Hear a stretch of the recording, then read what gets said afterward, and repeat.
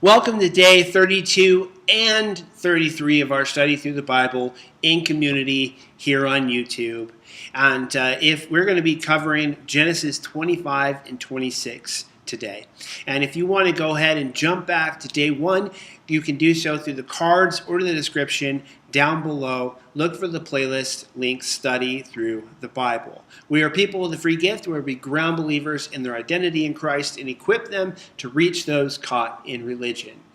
And so let's go ahead and jump in. Yesterday, or the last 2 days' assignments, day 32, read Genesis 25, 1 through 20, and note the ages of Abraham and Isaac, and list what you learned about Abram, Isaac, and Ishmael. Day 33, read Genesis 25, 19 through 26, 35, and list what you learned about Isaac, Jacob, and Esau. Also note any references to age, and also mark any occurrence of the words covenant and oath. And so I'm going to share with you some things that I gleaned out of these passages, these two chapters. And the first thing is in Genesis 25:1.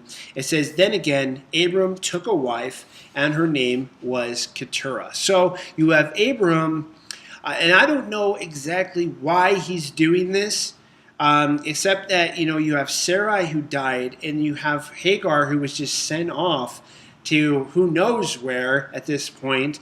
And so he doesn't have a wife at this point, and so he marries Keturah. But technically, you could say in every way, shape, and form that Abram was a polygamist. Now, we talked about this back a few chapters back, but every time the Bible mentions polygamy, it's never portrayed in a positive light or something that God recommends, ordains, or anything like that. Of the kings, God specifically told them not to multiply wives. And in general, every time it's mentioned, it doesn't play out well. There's never a good story that comes out of polygamy. So I just wanted to say that. Verse 5 and 6, Abram gave all that he had unto Isaac, but unto the sons of the concubines which Abram gave gifts and sent them away from Isaac his son. And so this is the part that doesn't make sense about the account of Abraham and him going ahead and marrying again and then having children with Keturah, because he doesn't treat his children the same. Isaac is clearly the son of the promise, the messianic line. And he learned that horrible lesson when he went into Hagar and gave birth to Ishmael. That's still haunting the Israelites to this day. And yet he marries again and he has more children, but then he doesn't treat them the same as Isaac. He gives everything to Isaac and he sends them away so that they're living somewhere completely separate from Isaac. It's an odd situation, and this is really, honestly, this section is where the family of the Messianic line becomes like the most dysfunctional family that you can imagine. And we're going to get more into this as we go on from Abram onto Isaac, onto Jacob and Esau, and then the 12 tribes of Israel. Man, it's going to get sorted. So here we go. And verse 8, it says, Abram gave up the ghost and died. Okay? And this is an interesting thing because you have two different things. The give up the ghost is a separate word from died. And so it talks really about like the two separate things that happen when we die. One is obviously our physical body dies. And then it becomes, it rots, it goes into the ground, but then it has this other phrase, this other Hebrew word that happens over and over and over again when people die in the Old Testament, and that it says they gave up the ghost. So that part, that soul, that eternal part of you, that breath of life, that spirit that is God-given and unique to humanity, that goes back and it's given up. It goes back to where it comes. And so we are all eternal beings. We always have been. The question is where your eternity is going to be spent. Is it going to be spent with God or apart from God? And that's really the distinction. We want to talk about heaven and hell, but that's really what it is. Heaven is going to be with God forever, and hell is being separated from God forever. And so in the presence of God is everything good, and apart from the presence of God, exclusive from the presence of God, is the absence of anything good. And so you make your choice where you want to go and spend your eternity. Verse 16 and 17, these are the sons of Ishmael, 12 princes according to their nations. And I thought that was interesting that Ishmael also gives birth to 12 sons who become the heads over 12 nations of their own, because you have the 12 tribes of Israel. And we'll be getting more into that as we keep going on in Genesis and onward. Genesis 25:21, Isaac entreated the Lord for his wife because she was barren, and the Lord was entreated of him, and Rebekah his wife conceived. And so we have, again, a miraculous birth, so to speak. You have a barren woman who puts it in the hands of God, and then God delivers and comes through for her. And that was really big in that culture. They saw being barren as being cursed from God, as being stricken by God, and the fact that Rebekah was in that state, and she's supposed to be a type of the church, and all these things that we talked about before. Then she prays, and then God delivers. And she also, this is significant because she was in that messianic line. Isaac was the son of promise. And so if he doesn't have any kids with Rebekah, and that's going to be another sordid tale of how that all plays out. But, if he doesn't have kids with Rebekah, particularly a male, then that would be the end of the messianic line, which would be bad news. So God obviously hears her prayers and answers. Genesis 25:22, the children struggle together within her. And she says, what's going on? And God says, 2 nations are in your womb, and 2 manner of people shall be separated from your bowels. And the one people shall be stronger than the other people, and the elder shall serve the younger. So, from birth, and take note of this, they're struggling within the womb. They're already fighting. They're already quarreling. And so there's going to be drama in the womb, during their birth, and during their childhood that lasts into their adulthood. Jacob and Esau, these 2 twins, are going to have some problems. Now, in the prophecy, before they're born, God clearly says the older will serve the younger. But nobody seems to believe that, want that, trust that, and that's the whole sordid tale that we're going to get into. But God declared that's what is going to be. Now, nobody ever got to figure out how God was going to bring that to pass, because they all took matters into their own hands to either try and make that happen or try and not make that happen. Verse 25 and 26, the first came out red, all over like a hairy garment, and they called his name Esau, which means hairy. Right? It's like the first guy named Hairy. His brother came out, and his hand took hold on Esau's heel, and his name is called Jacob, which, guess what, means heel catcher. Like perfect naming opportunity right there.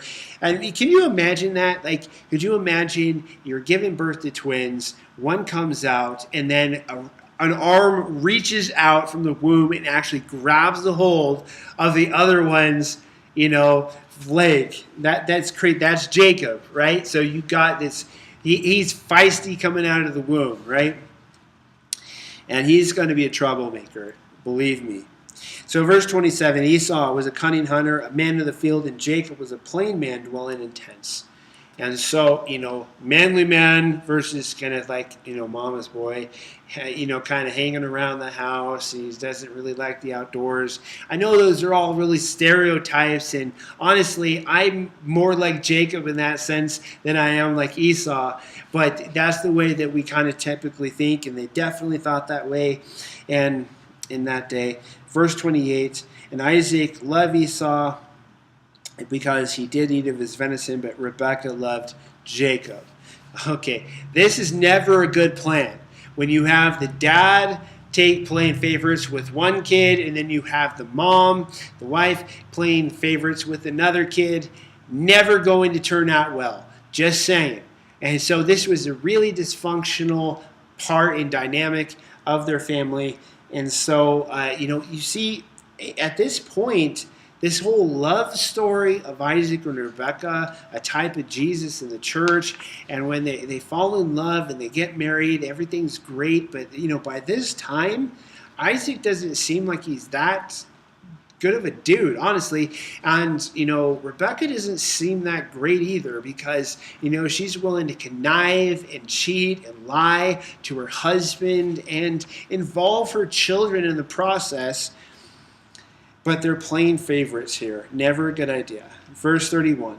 Sell me this day your birthright. Esau said, behold, I am at the point to die, and what profit shall this birthright do to me? He swore unto him, and he sold his birthright unto Jacob. Esau despised his birthright. And so you got this sordid tale. This was, first part of Jacob's plotting.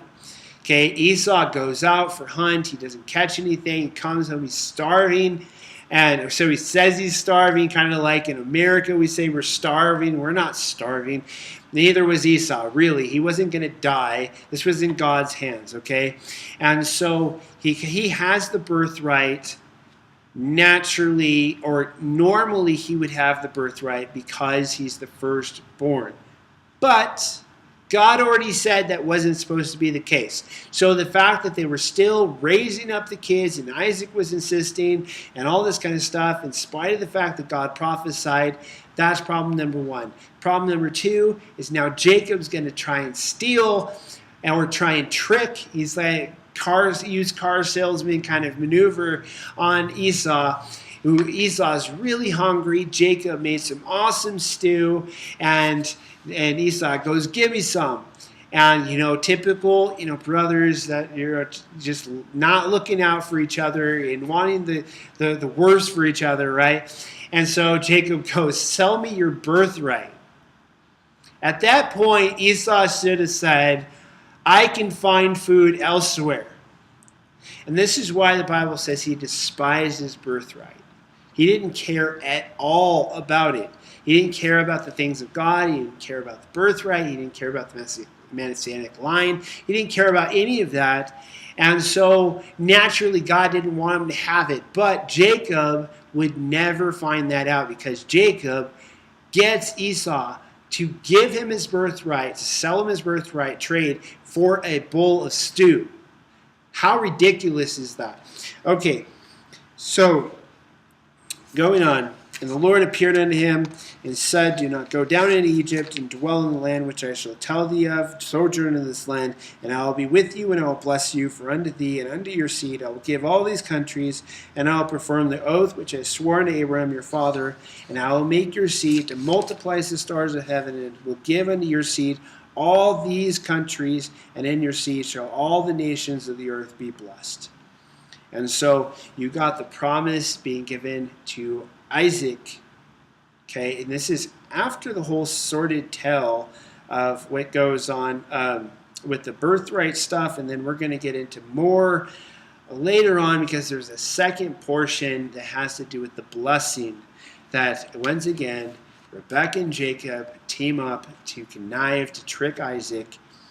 And so 26:7, and the man of the place asked him of his wife, and he said, she is my sister, for he feared to say, she is my wife, lest, said he, the man of the place should kill me for Rebekah, because she was fair to look upon. Did somebody hear this somewhere, or maybe in like family stories, or is this kind of a common thing that people did in this day? Because Abraham did this twice. Now Isaac is repeating the same sins as his father. The same mistakes, the same not trusting God, all of that. He's not trusting him. And he asked Rebekah, the one that he was so in love with, he asked her to say, you are my sister. You have the same thing happen. God protects Rebekah, protects Isaac, and then they get called out by the pagan nations around them. Genesis 26:34, Esau took to wife Judith, the daughter of Beeri the Hittite, and Bashmath, the daughter of Elon the Hittite, which were a grief of mine unto Isaac and to Rebekah. And I think that's just funny, that now, Esau gets married to two different girls, which again, kind of repeating the same sins as the parents, and that neither of the girls are liked by Isaac or Rebekah, which tells me that he did not go for the arranged marriage thing. He just went out, got them, and he did his own thing. And so again, he's just doing his own thing. He's going his own way. He doesn't care anything about the things of God or really care about his family. He's out for himself. And so if there's any insights or questions that you have that I didn't cover today, put them in the comments down below. And I'll be choosing some of those for the weekly Q&A at the end of the week. And so day 34, your assignment, read Genesis 27 and mark every occurrence of the word. Bless and its synonyms. Carefully observe the actions of Isaac, Rebekah, Jacob, and Esau, and also note the differences in their individual blessings.